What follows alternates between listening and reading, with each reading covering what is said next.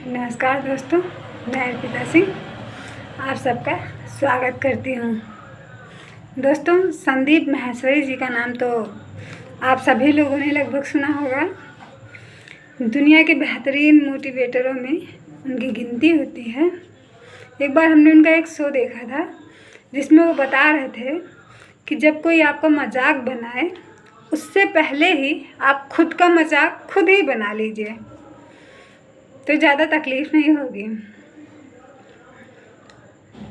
हम सभी जानते हैं कि हर इंसान के अंदर कोई ना कोई एक टैलेंट होता है जिसपे मतलब वो बहुत ही स्ट्रांग होता है उस चीज़ में, बट किसी का छप जाता है और किसी का छिप जाता है और मजाक का वही बनता है निशाना जिसका छिप जाता है।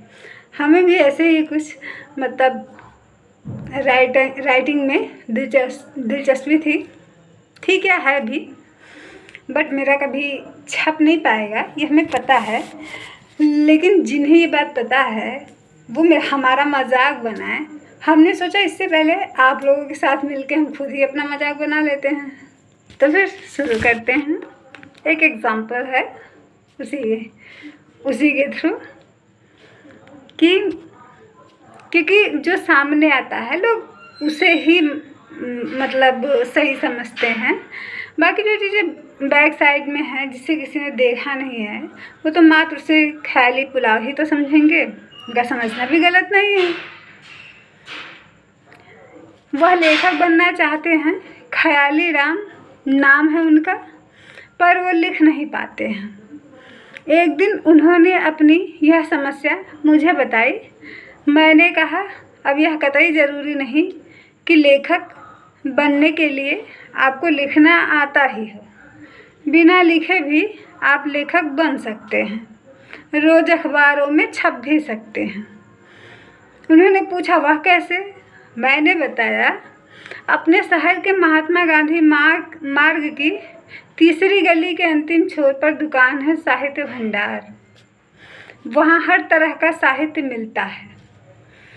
एक दिन आप उस दुकान पर जाओ और जो चाहो वो पाओ। अगले दिन ही ख्याली राम उस दुकान पर पहुँचे। यह 2 मंजिला दुकान थी। दुकान में कई कर्मचारी काम कर रहे थे। दुकान में कई ग्राहक भी मौजूद थे जिन्हें दुकानदार उनकी पसंद का माल दिखा रहे थे। साहित्य को माल यहाँ पे कहा गया है, सिर्फ बेचा जा रहा था। ख्याली राम को देखकर दुकान के एक कर्मचारी ने अभिवादन के साथ कहा, आइए भाई साहब, क्या लेंगे? ख्याली राम दुकान के अंदर दाखिल होकर एक कर्मचारी के सामने बैठते हुए बोले, मुझे अपने लिए कुछ व्यंग्य चाहिए। वो आचार्य रामचंद्र शुक्ल जी के भक्त थे, शायद में भी, क्योंकि हम सभी जानते हैं साहित्य जगत में आचार्य रामचंद्र शुक्ल जी का आलोचक बहुत ही बड़ा योगदान है और बहुत ही बड़ा नाम भी है उनका। दुकानदार उनसे पूछते हैं फिर कि कैसा व्यंग्य चाहिए? थोड़ी सी कल्पना देंगे तो मुझे आपको माल दिखाने में आसानी होगी। हमारे यहाँ कई तरह के व्यंग्य हैं, जैसे राजनीतिक, सामाजिक और घरेलू। आजकल चुनावी व्यंग्य भी बहुत चल रहे हैं, कहिए तो दिखाऊं? ख्याली राम, राजनीतिक व्यंग्य दिखाइए। दुकानदार, जी ज़रूर। राजनीतिक व्यंग्य में भी कई वैरायटी हैं। चुभने वाले व्यंग्य हैं, सॉफ्ट व्यंग्य भी हैं। आजकल सॉफ्ट व्यंग्य ही ज़्यादा चलते हैं। चुभने वाले व्यंग्य कोई लेता भी नहीं है क्योंकि वो कहीं छपता भी नहीं है। ख्याली राम, राजनीति में कोई सॉफ्ट व्यंग्य ही बता दीजिए। दुकानदार, रेंज कितने तक चलेगी और शब्द संख्या कितनी चाहिए? देखिए, हमारे यहाँ 200 से 2000 शब्द संख्या के व्यंग्य हैं। रेंज करीब 100 से 1000 तक की है। हाँ, यदि आप रेडीमेड व्यंग्य नहीं चाहते और अपने हिसाब से व्यंग्य चाहते हैं तो चार्जेस अलग हैं।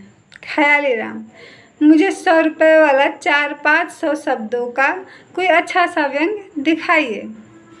दुकानदार, अब जब व्यंग खरीदने ही निकले हैं तो पैसे को मत देखिए, अपने लिए एक अच्छा व्यंग खरीदिए जो कहीं छप सके। सस्ता वाला व्यंग लेंगे तो कहीं नहीं छपेगा। अपने पैसे की बर्बादी मत कीजिए, क्योंकि हम भी बेचा हुआ माल वापस नहीं लेते। ख्याली राम, अच्छा तो ठीक है, 500 तक का बता दीजिए। दुकानदार ने अपने सहकर्मी से कहा, उधर से 500 के व्यंग वाला बॉक्स देना ज़रा। दुकानदार ख्याली राम को व्यंग दिखाने लगा। ये देखिए, एकदम फ्रेश व्यंग है, कल ही नया माल आया है, आप जहाँ भेजोगे तुरंत छप जाएगा। इस पर एक ऑफ़र भी चल रहा है, एक व्यंग खरीदने पर एक लघु कथा फ्री। ख्याली राम, ठीक है, इनमें से एक व्यंग पैक कर दीजिए, देख लीजिए कोई डिफेक्ट ना हो। दुकानदार साहब, आप बिल्कुल निश्चिंत रहें, हमारे यहाँ हर रचना को कई बार चेक किया जाता है। और बताइए क्या दिखाऊं आपके लिए? ख्याली राम, और क्या रखते हैं आप? दुकानदार, व्यंग के अलावा हमारे यहाँ कहानी, लघु कथा, कविता संस्मरण, उपन्यास, कहानी संग्रह आदि सब हैं, क्या दिखाऊं? ख्याली राम, फिलहाल तो एक ही व्यंग दीजिए, यदि ठीक लगा तो अगली बार फिर आऊँगा। ख्याली राम ने अपना व्यंग थैली में डाला और घर की तरफ चल दिए। रास्ते में वह सोच रहे थे, यदि ये व्यंग कहीं छप गया तो अगली बार आकर कुछ और खरीद लूँगा। तो जब साहित्य ऐसे बिक रही है तो फिर राइटर बनने का ख्वाब देखना ही नहीं चाहिए। धन्यवाद। जय हिंद, जय भारत।